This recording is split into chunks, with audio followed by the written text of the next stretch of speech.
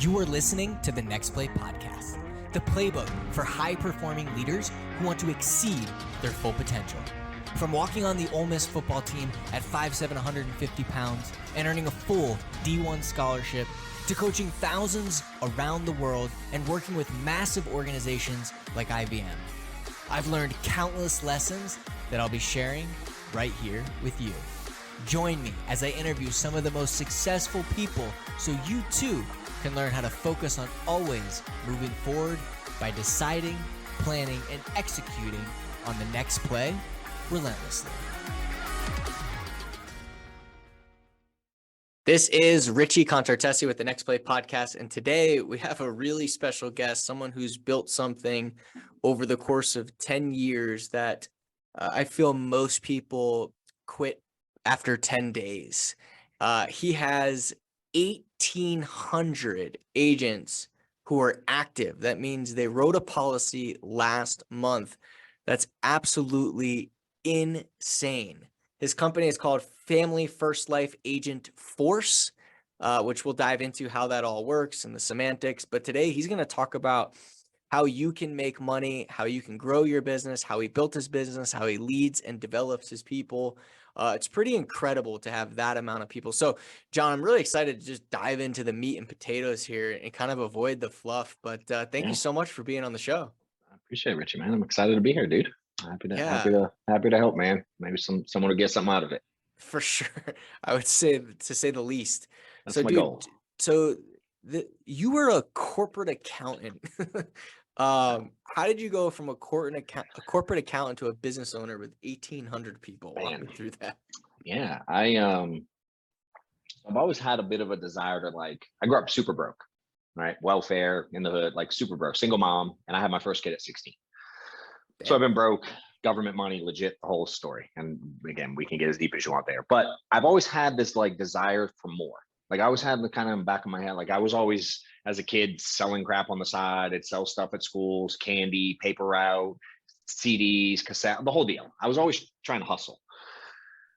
And I briefly got into the mortgage business in 05 or 06, part-time. While I was an accountant, I started doing mortgages part-time on the side, made a couple bucks, and I was like, hell, let me start a mortgage company. And this was long before all today's regulations.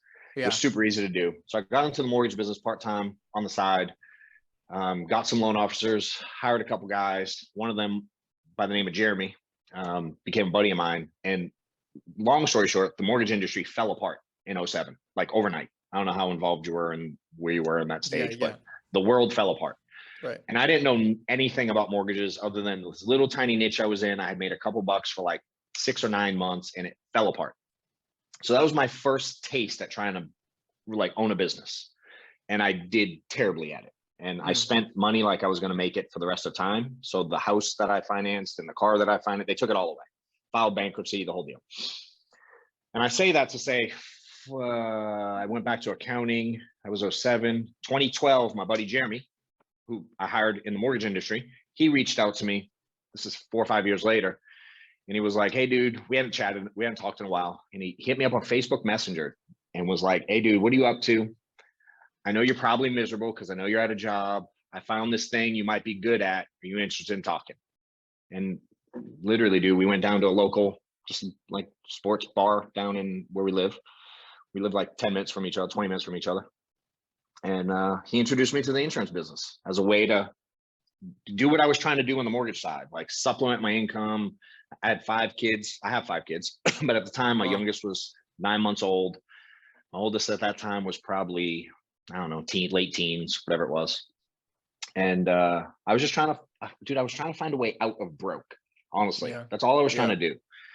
And literally a buddy hit me up and he was like, I know a bunch of guys. He was in the business and he was doing okay, but he's like, I know some guys killing it and you remind me of them. I think this is for you. And he tells me insurance and I was like, nah, dude, I ain't doing that. And, but when we actually met up, he kind of mapped it out and he was like, he related it to mortgages for me. It's a very similar structure and a loose concept kind of way, but he was like, you can sell life insurance and make this. And he laid out the commission structure. And I was like, oh, dang. that thing pays. And then he laid out like how you can build a business. If I sell, sure, but I could hire you, teach you how to sell, and I can get a spread. And the more people you hire, the more override, they call it an override in this world, the more override or spread, some people call it in different industries, you can make. And I was like, I'm an accountant, so I started doing math. And I was like, oh man, there's something here. Yeah. And I met a couple of the people that he had been working with, and they were the real deal, dude. And there were some people willing to teach me how to do it. Again, long story short, I fell into it. I did it part-time for about a year. After about 12 months, I quit my accounting job, and I made more part-time selling life insurance in that year than I had in my accounting job. And dude, I took the leap, and that was the start of what we have today. It's been a journey, but that was the start of it, man. Yeah, no, that's awesome. Like so I just want to dive into how you did this when you were part-time, right? Because people listening right now that might be, first of all, when you first saw it, you're like, nah, I don't want to do insurance. What made you say, you know what, this is something I want to do? And then how did you do it part-time? What was your strategy? Yeah. Were you banging the phones? Were you sending emails, calling people you knew? Like, what did that look like? So I'm not really I'm not at all a sales guy. Never done sales, again, unless you count like the paper. You're like corporate accounting. Yeah. Sales doesn't really. It wasn't the same at all. It wasn't the same at all. But I'm like I'll figure stuff out. I'm a figure stuff out kind of guy. And I'm very much, I learned a lot of people don't have this, but I like really believe if you can do something, I can too. You just got to tell me how you did it. I just don't think we're that different unless it's some kind of like God-given athletic talent. You know what I mean? But I think like, I don't know, if someone can open some crazy skill, like brain surgery or something. Yeah. Like I mean, but if you can open a bunch of Chick-fil-A's, so can I. If you can build a complex, so can I. I've had that, So I saw other people doing it first, was the first play. My assumption of what insurance was before I got started was like full of cold calling and bugging friends and family. You know what I mean? And I'm like, I'm not doing that. I had no interest.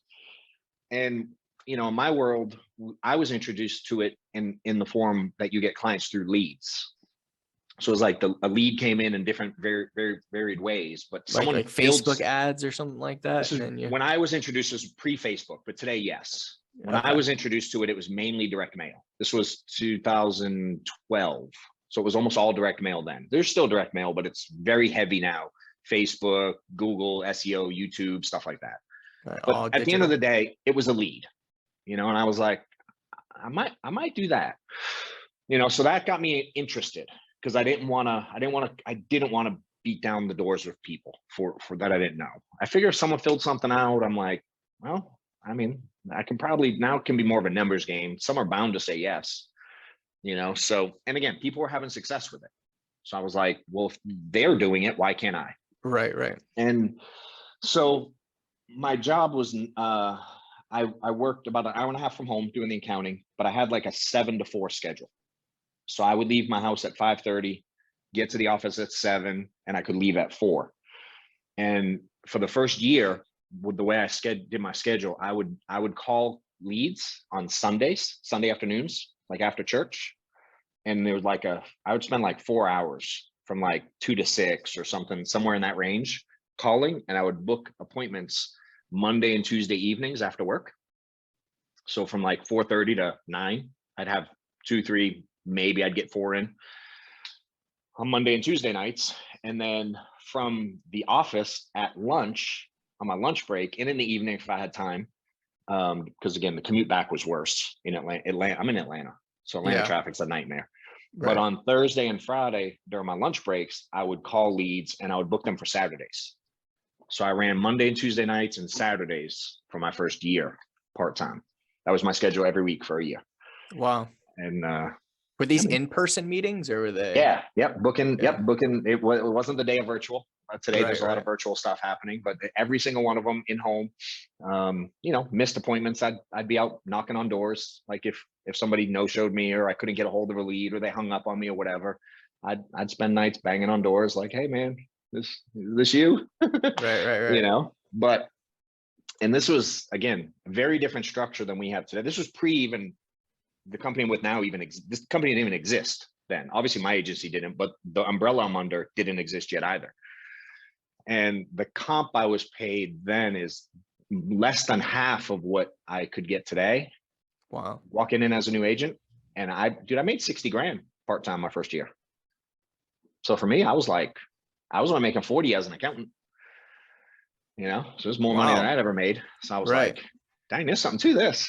Right. So immediately you're like, there's no way I'm going to continue. But you could do accounting for yourself. Yeah. And So I don't even like that, but yeah, I could. Right. Correct. Okay, cool. So someone said, hey, dude, you don't need to cold call. Let me teach you how to get leads. You did some direct mail. You got leads. You called them. You went. And then, so how'd you learn how to sell? What's your selling philosophy? How do you? Man, I was not good at it at first. What was your close percentage when you did 60K? What was your close percentage the first year? Back then? That's a good question. Back then, I'll tell you, my lifetime's like half. I mean, I'm not like a killer, dude. I'm a numbers game kind of guy. 50% it's a pretty good conversion rate. Yeah, I mean, it's okay. But that's if you talk to them. If you book an appointment. But back then it had to have been way less. Yeah, it was definitely less. I mean, dude, I was again, to make $5,000 a month, I was picking up, again, that's, I don't know, 5, 6, 7, 8 applications a month. Right. And I was probably running, I bet 40 appointments a month. So whatever that is, 8 out of 40, 20%, 25% probably back then. Yeah. Okay. So what was how did you learn how to sell? I mean, and first of all, like still 20% is not bad. Like what, you know what I mean? Like what, how do you go? How do you? Here's the tie-in for me. It's funny. The tie-in was to mortgage for me. Cause at the beginning I was running, there was 2 lead types when I started. They were mortgage. It's all marketing, by the way. They're all life insurance leads, right? But they market them in a certain way. The direct mail would mail people that had recently got a mortgage. So it recently closed on a loan, and it was coined mortgage protection. So they filled it out wanting to protect their mortgage, right? So I was super comfortable with mortgage terminology. I knew mortgage clients. They had recently closed. So I was comfortable sitting with that. That didn't intimidate. And then the second one was a final expense type lead, meaning a senior that just wanted to pay for burial. That seemed like super not complicated. You know what I'm saying? So I didn't, like if I had to sell you something you didn't need, I'm not your guy, dude. I don't know how to train on that, but for me, I was like, to be able to talk to someone who just can, and I did mortgages. So I know, like, dude, people, they barely qualify and they buy the most they can, just getting under that threshold of qualification, and I've been used to seeing people's income versus expenses. And I know most people live tight. So for me to go like, all right, I assume you filled this out because you want to make sure that when he dies, you don't lose the house, right, Mary? Like that didn't seem like sales to me. You know what I'm saying? Right. So I was taught much more of an assumptive close. And again, if I answer today, it's different because I've learned how to sell. I think certainly there's something to getting people to like and trust you is a big piece of it. I think certainly having some level of confidence, but identifying a problem is what really the big hook was for us. And in my world, it's identifying what that problem would look like if someone were no longer here and you don't have insurance to cover all the chaos. What does that look like? And if I could get the client to tell me verbally what their world would look like, again, I could assume why I was there, but I can't assume the detail. So for me to close, it was to get the wife talking, or if whoever's I'm assuming the husband's the main breadwinner. If he's making the most money, it was like, can I understand from the wife's perspective what her fears were internally if he didn't make it home and they lost that income? And if I could get her to verbalize that was their problem. Yeah. So then I've solved that problem with a product we had. And there's plenty of other benefits I could stack on top of that to kind of put the cherry on top. But I didn't learn to sell the benefit side of it. Mine was more like the emotional side, understand the problem. Here's the solution. Oh, and by the way, here's all the logic that follows with it. Right. And then which seems like a good selling model. Correct. Seems like what most people should be doing. Yeah. So how did you said you mentioned like and trust, and I think that's super important, for someone with not a lot of sales experience, Yeah. obviously you're able to do that. People buy from people they like and trust. Yeah. What's your strat? Like, how do you feel you were able to do that? Man, I had that piece took me a minute, to be honest. I'm not by nature a people person. Again, I'm an accountant. I'm from Boston. I grew up in the Right. hood. Like I don't like by nature. Where in the hood? What hood, by the way? Do you know Massachusetts?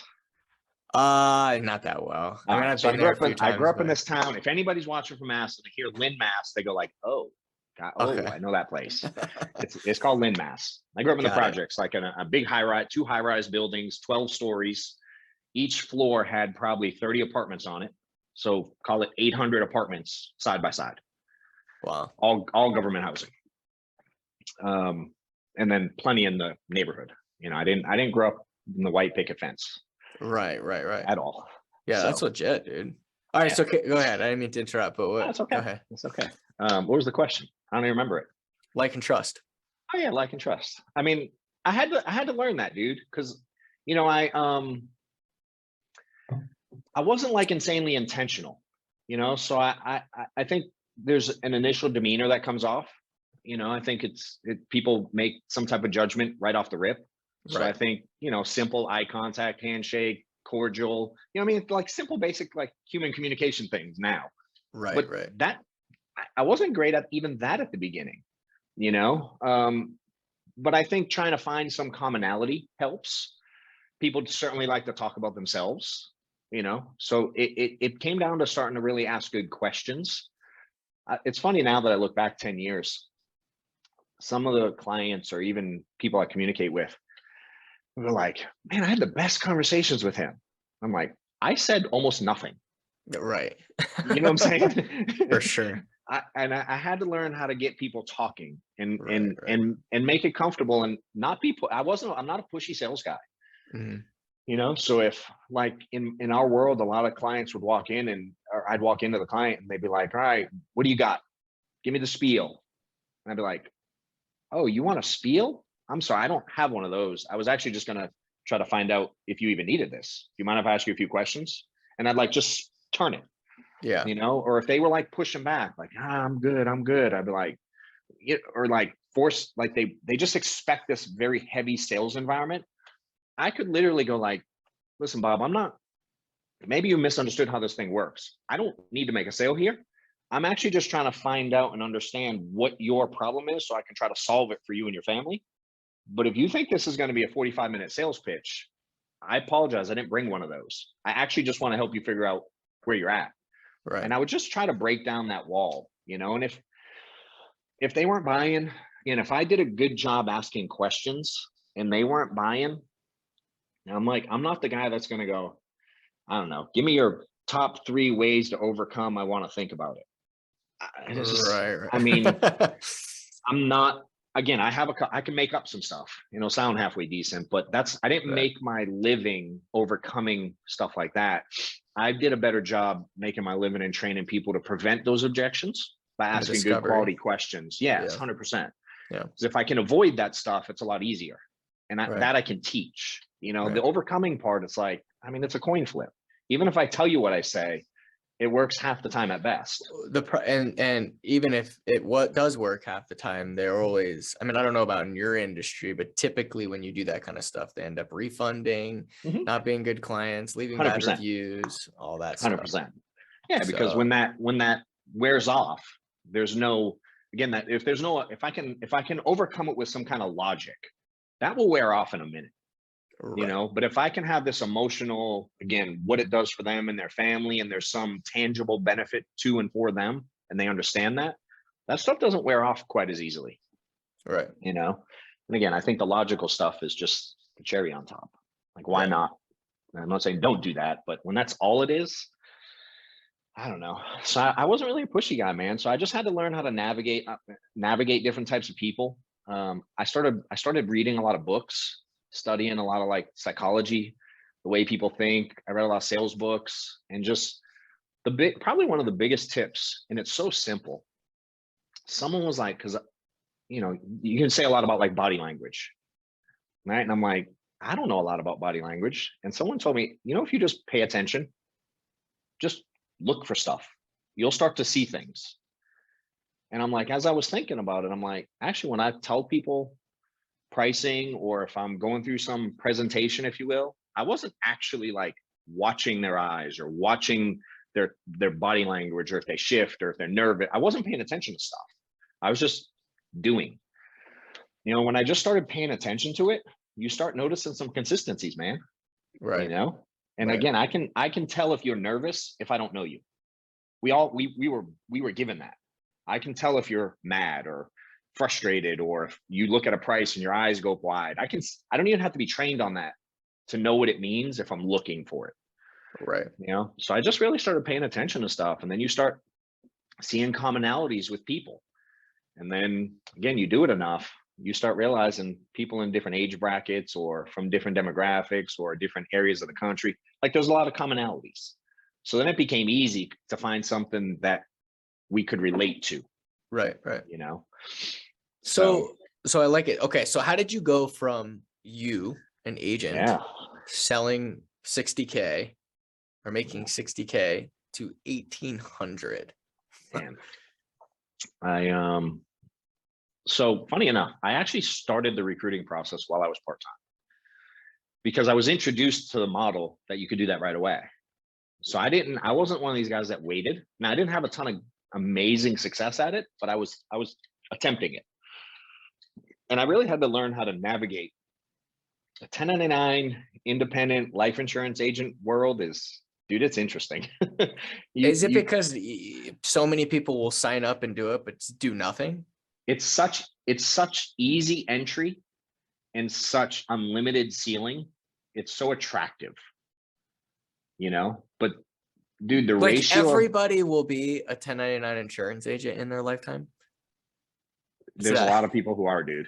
There's a lot of people who have been, man. You know, it's easy entry. You can get into this industry for a few $100 licensing. You know what I mean? Like, Wow. It's so simple to walk in, and anyone, literally, dude, insurance companies, there's a million of them hiring. Right. You know, because again, at the end of the day, everyone's dying. We all need insurance. No one's confused by it. So there's literally an unlimited clientele. 300 million. It's insane. So in the ceiling, again, if we look back over the course of time, and I always tell you can Google it, like financial services, dude, just creates by far the most millionaires of any industry. You know, we fall under that umbrella. And again, if you go like, hey, who's golfing at like 2 PM on a Tuesday? It's retired people and insurance people, almost always. That's like common. You know, so I think a lot of people know there's money in insurance. Banks are owned by insurance companies. All the buildings downtown are insurance companies, banks. Like, I think people understand that there's money in it. But I think the piece people miss, dude, is like, it's work.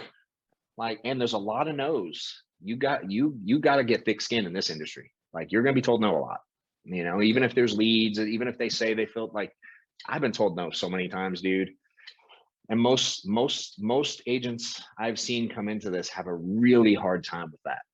So let's stay there for a second, man, because to be able to build a team, because it's not like you've obviously signed up way more than 1,800 to get 1,800 active, dude. Right? I mean, I can't even tell you how many. Right. So Yeah. So what you just said right there is the sticking point. So you've obviously become a master at helping people deal with rejection and negativity. So what's your philosophy? How do you do that? What do you teach? What does that look like? Yeah. So I teach a lot of this stuff, which is funny enough, but it is literally doing more. I can learn how to teach it into like a numbers game is what made it really, here's what clicked for me. And I just teach what I learned and what I did, what worked for me. You know, I went from, again, 60 grand my first year to my first year full-time, I did okay. I did like, I don't know, I sold like 170 grand worth of life insurance or whatever. But my second full-time year, like it really clicked. I did almost $500,000 on my own pen. Like it really like changed. And is that cash you as a 1099 you made from like into your business, or is that how much you sold? So it can be both. So on our comp structure, the answer is both. Now it's minus fall off, you know what I mean? So some fall off the books, but I've netted dude, that year when I sold like 460, I netted 400 that Wow. year. Yeah. Because the way life insurance works is you get some money up front and some on the back end. So I didn't get it all in that year. I got some of it the next year. I see. Yeah. So it's I like, got I got some money from the previous year, and then I got Yeah. some of it I get next year. You know what I mean? Right. So you get a little bit of money now and a little bit from last year. It's kind of how it works. Got it. And so what changed for me is I really started looking at numbers, and I was keeping track of like how many appointments I made, how many dials. I was an accountant, so I was doing accounting work with my insurance industry. So I was tracking everything. You're tracking all of the activity. All your activity. Yep. How many calls, how many visits, how many answers. Okay. Yeah, I was tracking it all. And then I decided to assign like a number, like time to it. Because I'd worked in warehouses, I've worked in call centers, and I've been timed on jobs before. So I decided to put like timing to it. And I said a call, if I call a client, it's worth a minute. If I sit with a client, it's worth an hour. If I do a recruiting call, it's worth 20 minutes. That was how I signed my hours. Okay. And I started looking at my numbers, and I was running, like I said, when I was part-time, I was doing 40 something appointments a month. Schedule, I probably sitting 30. That's 30 hours for the month. You know what I mean? And I was probably doing a few hundred dials a month. So again, 30, like it's no hours if I added it up the way I just said, So I started looking at it, I went like, what if I just, instead of like trying to figure out how, most agents always want to get better. And I ain't mad at people that want to get better, but the catch is before they do more, they want to get really good at it. There's this weird block. Yeah. But you get good at it by doing more, right? Correct. It's this weird conundrum where people get stuck. So I remember looking at this. I'm looking at the spreadsheet, dude. I'm looking at my part-time year, when I had this discovery. And I remember looking at the number of dials and the number that I was depositing. And again, it was a few hundred dials and like $5,000 a month, call it. And I did the math and I divided one by the other. And I was making $17 every time I dialed somebody, regardless of outcome. Didn't matter if they answered, didn't answer, hung up, told me to F off, bought, didn't buy, it didn't matter. Every time I dialed the phone, it equaled $17 in my account. That math said so. Right. I had a year worth of data. Right. A year's worth of part-time data. And it said every phone call I made $17. In this first year, dude, I was so emotional when people hung up. I hated it, dude. So if I got hung up on, or a client canceled, or I got no-showed, I'm 2 hours from home, 8 p.m., and someone doesn't let me in their house, I'd lose my mind. I was mad. I did not like that part of it. And when I looked at that sheet, that discovery of I made $17 every time I dialed the phone, no matter what happened. It didn't matter if I sold it or didn't sell it, or they didn't have to be there. They had to pick up the phone. On average, I made $17 every time I dialed. Dude, it changed my world.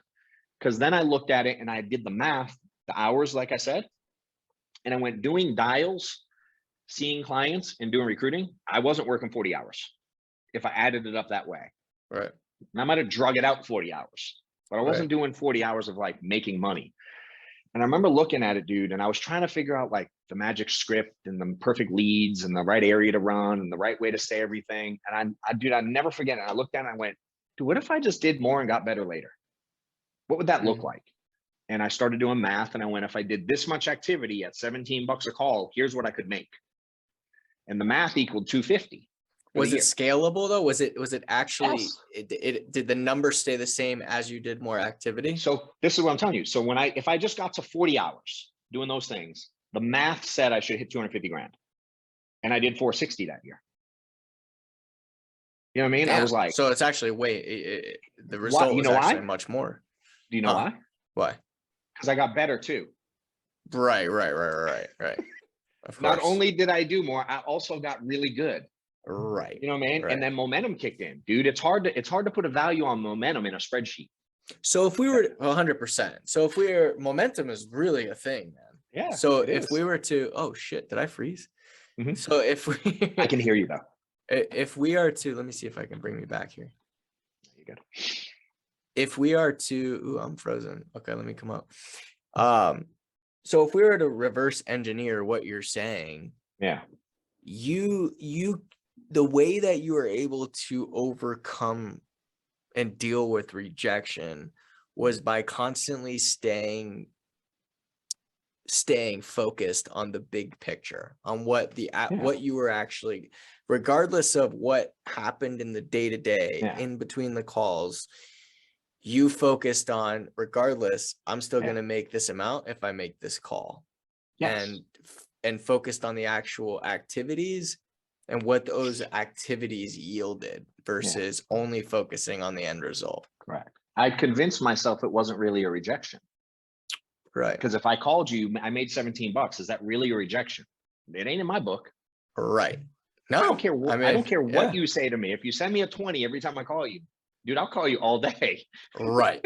Right. That's know? wild. No, this is really valuable, man. It's definitely a different way to look at it. So how do you teach this to other people? Like, how do you teach making the doing of the activity the goal versus the goal itself? I mean, the beautiful thing is that's really what worked for me. So I'm teaching it from experience. Like I was an emotional wreck of an insurance agent. I was stressed out. I did quit during a stage. You know what I mean? Like, so I can relate. I understand what they're going through. I hated that piece of it. You know, so for me, I'm just really transparent about what changed for me. And then I do talk, I just real with people. You know what I mean? Again, if we're looking at your activity, and I can do it through question format today. If I ask you a bunch of questions and I see how many dollars you're making, how many appointments you're running, what your actual activity is, and I go, how long does it take you to do this? How long does it take you to do this? I can get you to tell me you're working under 40 hours like in 2 minutes. Right. It's like 5 questions. Right. And then I can go like, all right, dude, well, you just said you're working 15 hours, but you're expecting to get rich. Like, there's a disconnect there, right? So now what if we just removed all, and again, I can tell my story, right? I'm talking, usually I'm building relationship with these agents, dude. I had to build relationships with them as well. It's no different than sales. I had to get them like and trust me and follow. And again, I'm preempting a lot of this when I'm onboarding and talking to agents. I'm doing my best to, you know. And then I would help agents analyze their numbers. You know, I do it still to this day. I look at people and I'm like, let's actually break your stuff down and let's really look at it. How do you get people to track their numbers? How do you do it? Do you have them like when they have the phone in front of them, they have a notepad and they draw lines and calls and I did the tally marks, dude. Yeah, I did tally marks, legit. That's what I have my team do. Yeah, 100%. Yeah. Now with today's technology, some of the apps do that stuff for you. Right. But it's not as fun, man. They got to have the notebook with the tallies. I like the tally marks, dude. Yeah, I definitely have them. You know, tally marks. And then again, if you track your appointments, we use an appointment book. And then what I always did is every Sunday, I spent like 10 minutes. I'd add up all my dials. I'd add up my appointments. I add up how many I sat with, how many sales I made. Literally like 5 or 6, 7 things. Yeah, just once a week on Sundays. I just took my appointment book and my tally marks and I added up and I put it in a little spreadsheet. And then I just would look at it. And then as I was building this thing, we made like a normal leaderboard. So if you came on, I'm like, well, here's how you submit your numbers. And we did leaderboards. And if we had in-person trainings, like I have a whiteboard out there. And we have this method we use where we do appointments scheduled, how many you got left, how many you sold, how many apps. And there's a color coding system we use based on what you hit, right? So we put leaderboards. People like seeing their names on leaderboards, you know, so I would track their appointments. So every week, Thursdays, all the agents would submit their appointment numbers for the week, their sales for the week. And then we created a sheet now that has the tally mark thing on it. And and I've known now, like, if you're going to get my help, we're definitely going through numbers. I'm like the numbers dude. It's what I do today. Yeah. But if you're in a sales leadership role and you're not tracking KPIs. Correct. Yeah. But I will tell you, man, just because we work with quite a few, I mean, and I've ran polls on LinkedIn and stuff, and you can look, dude, 90% say they track results only, not the activities to get to the result. 100%. But I don't get, like, how do you, my whole goal is to get people to remove the emotion. That's the problem is the emotion. In sales, right? You get the emotion, but in the when you're selling, you got to remove it. Correct. You have to remove it. That's a good point. I never thought of it like that. But yes, so my entire goal is to get people to remove the emotion and look at this thing from a very logical standpoint. It's literally the opposite of what I'm doing in sales, like you just said. But if I can get them to look at this thing logically, and again, if you have a conversation, I'm like, you're literally losing your mind. and you work like 12 hours this week. Yeah, come on. Right. All right. So it's ridiculous. So how did you do this? Did you get an office and try to get all these 1099s in? Did you do everything virtually? Like, how did you build? So it changed.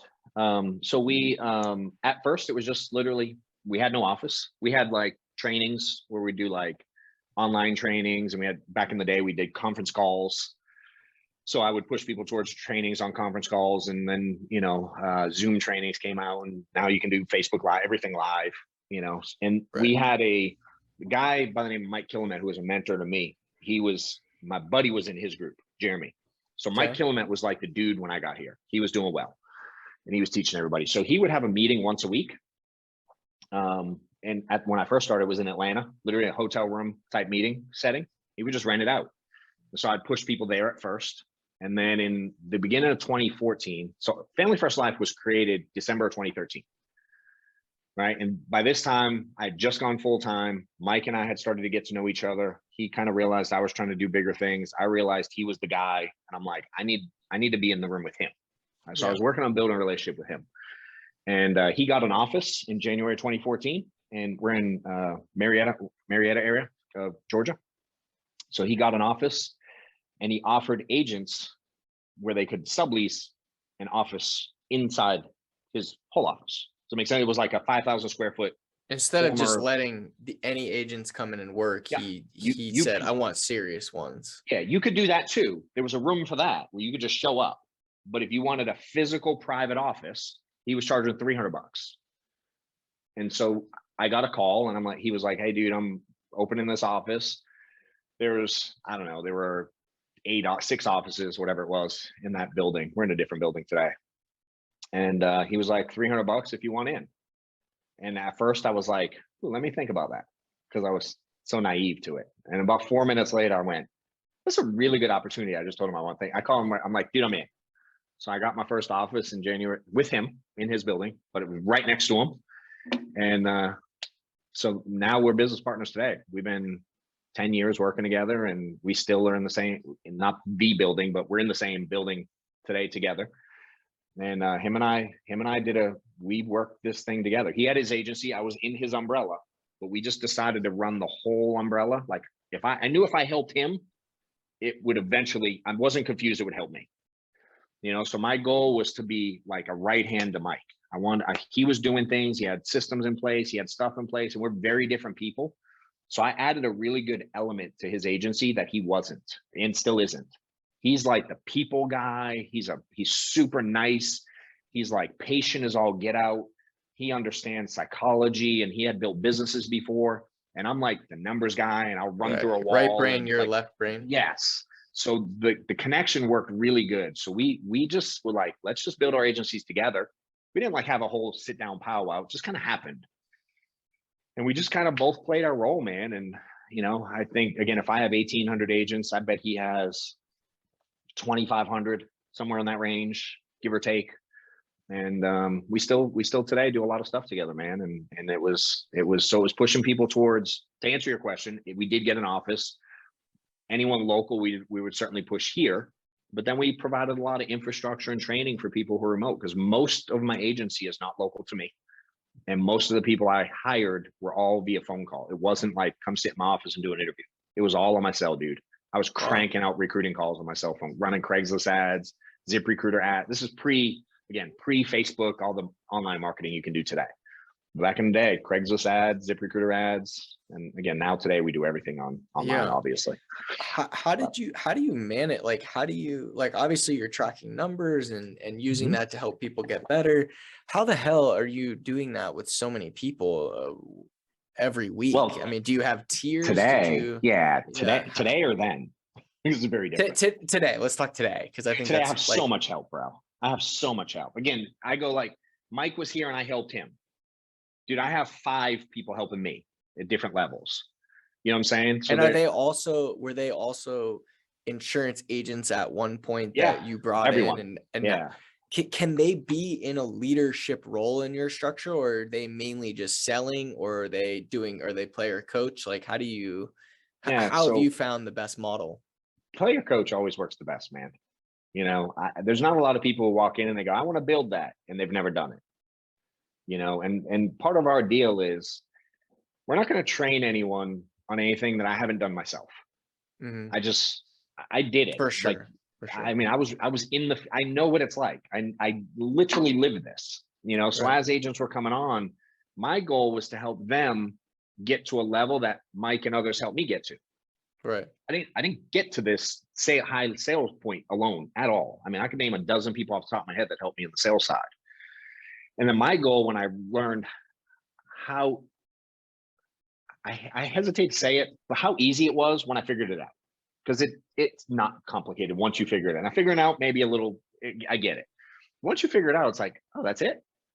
You know, I really wanted to help other people get to a new level in life, dude, in finances, and change their world and their kid. Like, my kids live so different than I ever lived, and especially my older kids. Unfortunately, they grew up with broke dad, so the younger kids get a different lifestyle. Get rich dad, broke dad, rich Yeah, dad. yeah. You know, and I wanted to be able to provide that. I did start to build this thing because I wanted to build an agency. That was the initial hook. I wanted to make more money and build something. When it really took off is when I decided I didn't need others, in the sense, because I was making the money on my own pen, but I really actually wanted to help other people make a bunch of money. Dude, that's sort of changing it. Because if you weren't willing to be coachable and put in the activity, and I just moved on. Versus early on, dude, I was about begging everyone to work here. You know what I'm saying? Because I was the focus. Right. And when I'm like, do you really want to do this? Now I can ask you a bunch of questions. I can identify your problem in life, and I can go, here's the solution.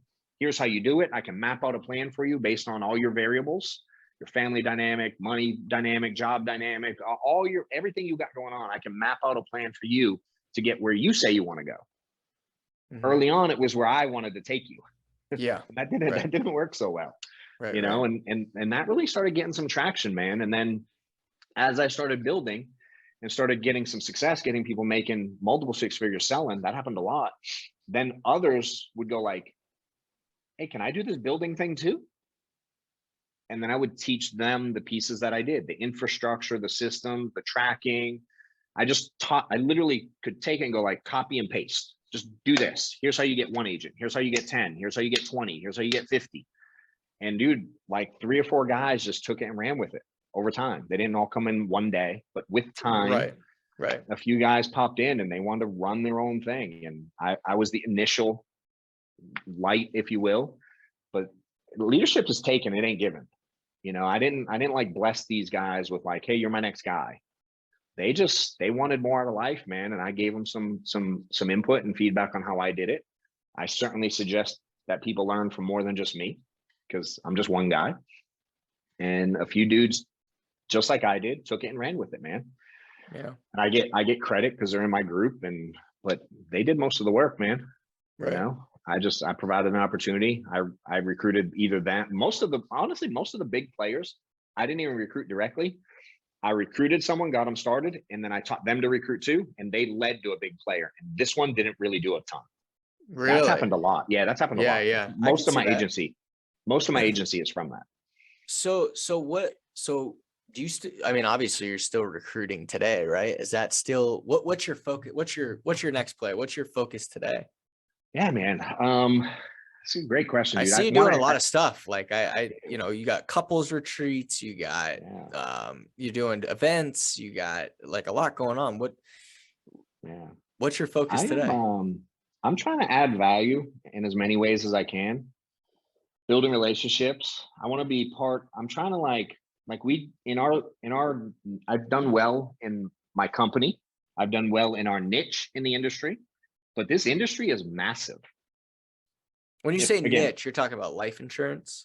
Even if I take life insurance, we're niche down even further, where we do simplified issue, mortgage protection, final. Like we're middle income America. I don't go after like Northwest Mutuals. Like they do something different.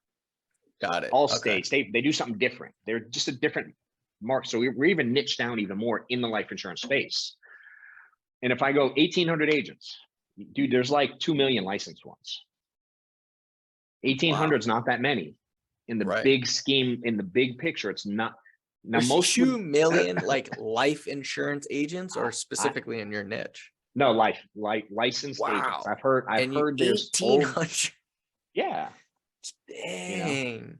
So I'm like, yeah, it's great, but not when you compare it to 2 million or whatever the number is. I've heard different numbers, but there's not 8,000.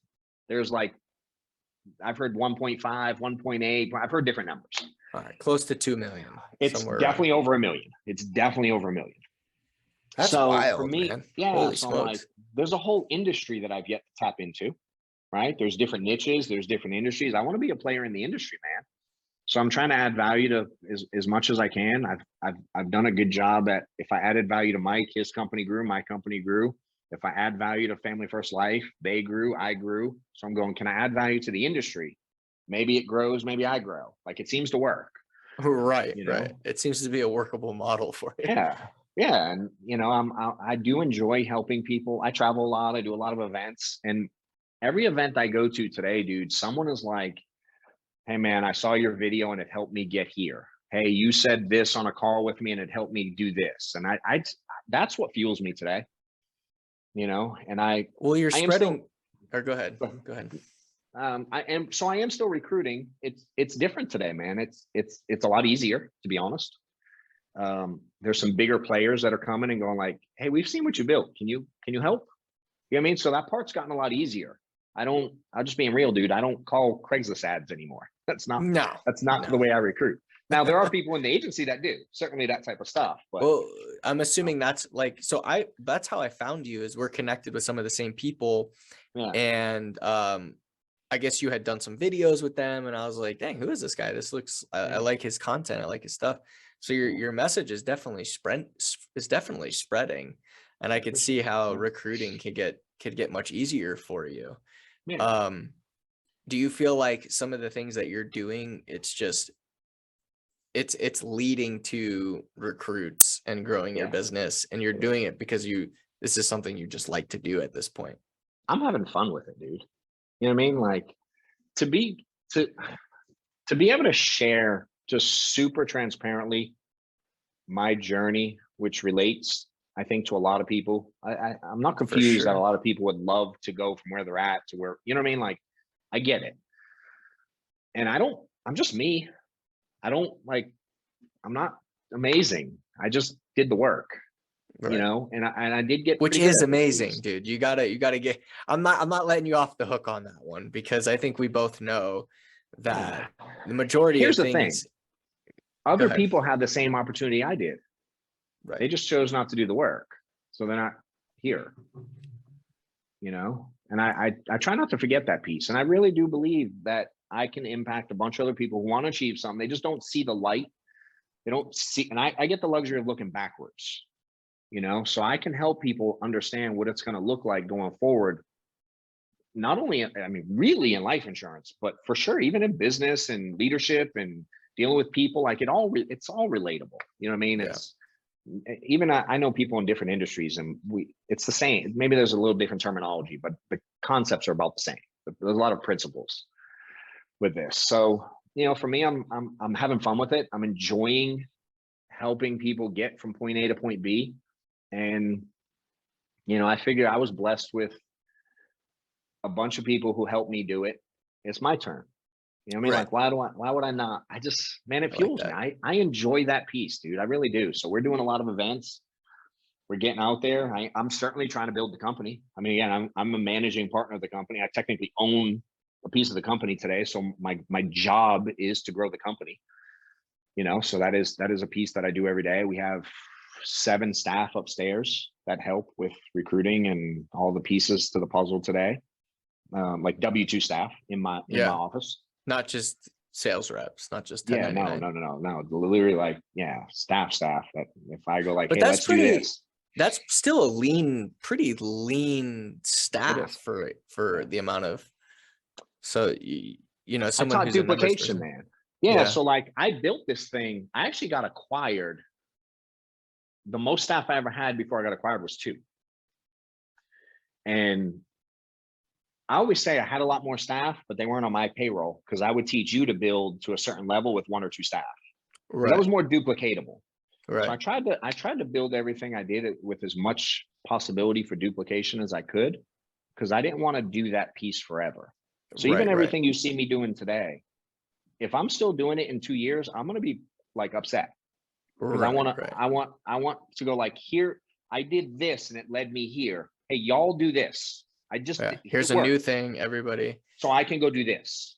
Yeah. You know, so I always try to, so everything I've done along the way, for me, it was so I can show it works. Here's the model. Let me teach it. You do it too. And if enough other people do it, I can learn another piece, you Right. know? And so we're always out trying to kind of I don't know if reinvent's the right word, but try to find new avenues for growth, you know, and ways to contribute. And this industry changes a lot. Technology changes a lot. You know, there's a lot of moving parts, dude. So we're always trying to be out ahead of it and really figure out how to continue to have growth. I just enjoy being a part of that stuff, dude. It's fun. That's awesome. So for people that are interested in connecting and working with you, how do they find you? What's the best way? Man, so I'm definitely all over social. JohnWetmore.com is the easiest. It links to all my stuff. I'm mainly on Facebook and Instagram. That's where I literally personally check those. I'm just there every day. Which again, I don't even know how Facebook works. I think it's just /John Wetmore. But again, it's on the John Wetmore page. My Instagram is John Wetmore 347. Because someone with no comments and no posts stole John Wetmore. And I say stole it because they had it before me. You can't buy it from them? I tried, dude. I've messaged them like 5. There's literally not one post, nothing, no pic, no nothing. But why I'm like, 347? All right, so most people ask. Now, if someone out there knows how to get the Instagram that's under John Wetmore, help me. I would love to have it. So 3-4. I grew up a Bo Jackson fan. Okay, nice. I'm assuming you didn't. Ole Miss guy back there. Yeah, no, Right. but I know exactly who he is. So when he played for the Raiders, he was number 34. I think even at Auburn, he was 34. So I like his number 34. And then when I first got Instagram, I made John Wetmore 34 and I lost it and I couldn't get into it. So I had to make a new one. And 7 is like for my wife's birthday. So 347. Got it. Okay, cool. Yeah. Good little story. All right, so That's John, the actual story. John, Wetmore, WETMORE, spelt the normal way, 347s on his Instagram. Go to his website, just johnwetmore.com. Connect with him. He's got a lot of different things, events, private events, all kinds of stuff going on. So if you want to connect with him, there's so many ways to do it, and I highly suggest doing it. So thanks so much for being on the show, man. Is there anything else you want to share before we wrap it up? I think I will just tell people to go out and execute. That's what I always like to say. I think most people who want success probably know some of the things they could be doing to get them further towards that success. Mm-hmm. And here's the one thing I know for sure. All of us know the dumb shit we do that's holding us back. We all know it. We all have them. Does that make sense? Like, just go out and execute on the stuff you know you need to execute as the first step, you know, and then again, do more now, get better later. It works. Do more. Discipline, ownership, mistakes, obsessed, resilient, expectations. I love it. Definitely check out johnwetmore.com. Listen, man, thank you so much for being on the show. You got it, brother. Appreciate you having me. Thank you for listening to this episode of the Next Play podcast. If you liked the show, make sure to leave us a review. For more resources, visit relentlessuniversity.com or download the free Relentless University app. And if you're interested in having me speak at your next event, visit relentlessrichie.com. Until next time.